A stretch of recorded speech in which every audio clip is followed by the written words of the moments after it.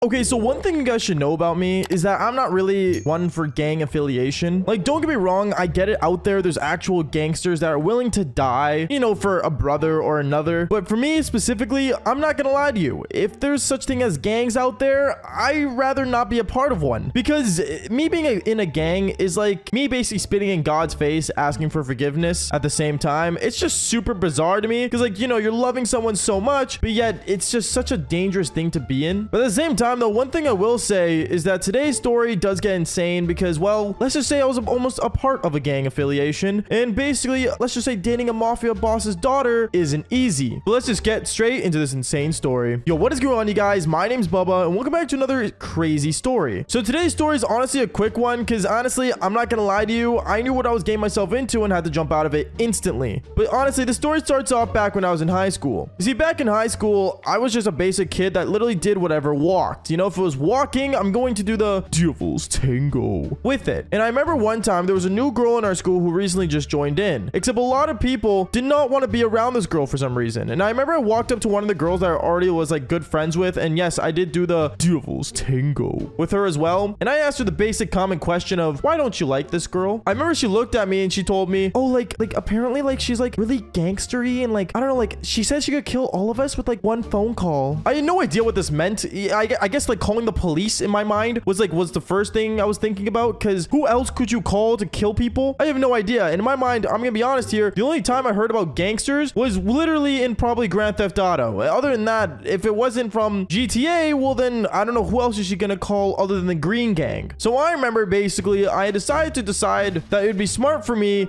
to maybe walk up to her and have a conversation with her. Either I just walk up to her and, you know, try to pull some riz, or I just say hello and realize that this was a mistake and just basically walk away. Anyways, the whole point is I want to go talk to this girl. All right, so that's what I did. I remember I ended up walking around the school with one of my buddies to basically find who this girl was, and honestly, she stuck out like a sore thumb in a crowd of people. Like, anyone could really notice her, because I remember when I looked into this crowd of people that was literally in like the foyer of our school where everyone was surrounded before school started, she was definitely sticking out because she was wearing this outfit that like made her seem super odd. Like, it was such a girly girl outfit, but at the same time, everything she was wearing was more expensive than my, well, entire outfit. Like, no joke, including my backpack and the textbooks in it. It was super weird and I found it super funny. So I remember I decided to walk up to her, and when I did, I remember she saw me and she looked the other way. Now, this is the one time I'm actually gonna say this. This is the one girl that I've seen actually not interested in me. As a guy who actually, like, you know, goes around and, you know, basically does the devil's tango with almost every chick, this one girl was just not interested in me whatsoever. So I remember I did the same thing, because once a girl shows no interest to you, you show the same thing back. You show no interest. And since this girl was always begging for attention apparently from a bunch of other guys wanting her, I remember one time I ended up basically sitting in the cafeteria, and when she walked in, a bunch of guys decided to stand up and go say hello to her. As for me, I sat there and I basically ignored her. I remember she saw me and she looked at me and she knew that one time I was going to approach her, but I didn't because I walked away, right? Because she didn't want my attention. But this time when I was in the cafeteria, I decided to not even, you know, notice she was there. So what did she end up doing? Well, since I made the alpha male move of not going towards my prey and waiting for her to come to me, I basically waited, and she did exactly that. She walked up to me saying, oh, like, hey, like, I never got your name. What was it again? And that's when I introduced myself and decided to pull my prey in. That sounded so bad since I'm talking about high school, but to be honest, like, in a way, it was a part of the method, okay? That's all I'm saying. Going on from there, though, I remember I was basically just talking to, like, you know, this girl as she was literally right in front of me, and there was like a bunch of guys surrounding her as well, so it made the conversation more awkward. But I remember I just basically told her some basic things about myself, like I drove a car, I'm handsome, I actually make money on like the buffoons behind you. Like, I said all the basic stuff that, you know, she basically wanted to hear and what most women want to hear. Because let's be real here, if you walk up to a girl and say, yeah, I play video games for 8 hours a day, make videos on it, and basically just sit and jerk off, there's no way, and I mean no way, she's gonna be interested in you. So I just told her what she wanted to hear, and she ended up liking me, and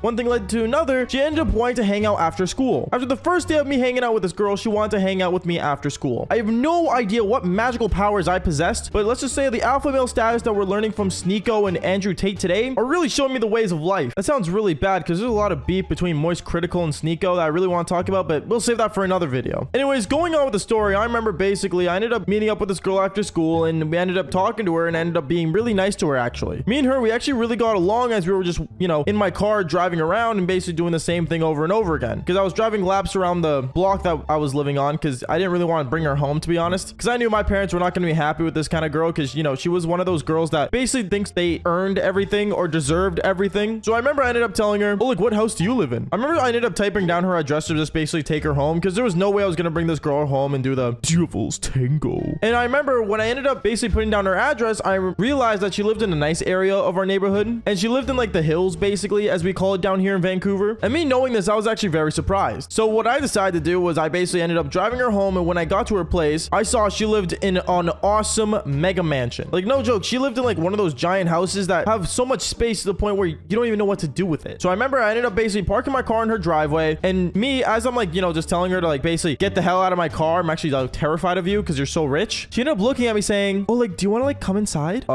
Sure, is what I ended up telling her. So I ended up basically getting out of my car and I ended up basically walking into her house with her. When we walked in, I realized that there were some people at the door, basically kind of like looking kind of sketchy, looking at her and basically looking at me as if they wanted to literally beat me to a pulp. But luckily, this girl was there to be like my Lord and Savior, and she basically just let me pass through. And me and her, we were basically walking around the house and she was showing me around. And one thing I realized that there was a lot of this one certain symbol that I don't know how to draw it for you. I don't remember it to this day, but I remember there was a symbol that was like basically around the house that I realized in like most paintings as well. I didn't ask about it because I didn't know what it was. But then afterwards, 2 minutes later, I remember as this girl was like showing me like her bedroom almost, or getting to her bedroom, out of nowhere, I see this guy in a white suit, kind of fat, you know, kind of overweight, look at me and say, hey, who are you? And he had like this really like heavy like Russian accent. I didn't know what to say. So I remember I turned around and said, oh, hi, like my name is Bubba. I ended up shaking his hand and he looked at me saying, what are you doing here? I ended up looking at him and I told him like basically how like, you know, I'm friends with his daughter at school and like, you know, I am nothing special. I am just a friend is basically what I was trying to get across to him. I remember he looked at me and started chuckling and then he shook my hand. And when he shook my hand, I remember I saw this same symbol tattooed on his wrist. And then that's when I knew this guy's some kind of boss, ringleader, cult leader, something that's going to basically get me killed. So I remember he ended up saying, okay, well, have fun now. And he ended up walking away. But as he walked away, two other like Mafia members basically ended up just walking up like, you know, behind him and looking at me, staring at me like they were going to literally beat me to a pulp. I can't express that enough. I was actually terrified. So I remember I was standing there thinking, okay, well, I'm just going to go into her bedroom. And that's what I did. I went into a bedroom and me and her, we kind of got cuddly together. And we started watching a movie on this giant TV that she had in her room. And I look at her and say, so like, what does your dad do for work? Because I was genuinely curious. And apparently she told me, oh, like, I don't know. I can't really like talk about it because like, I don't know. Apparently the government's after him today. Like, I don't know. It's some weird stuff. The government's after him is what I said afterwards. Yeah.